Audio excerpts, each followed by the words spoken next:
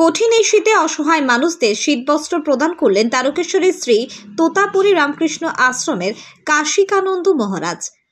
কনকনে ঠান্ডায় স্টেশনে শুয়ে থাকা একাধিক মানুষকে তিনি শীতবস্ত্র প্রদান করেন। ঠাকুরের কৃপায় সকলে যাতে ভালো থাকেন, সুস্থ থাকেন, সেই কামনা করেছেন তোতাপুরী রামকৃষ্ণ আশ্রমের মহারাজ।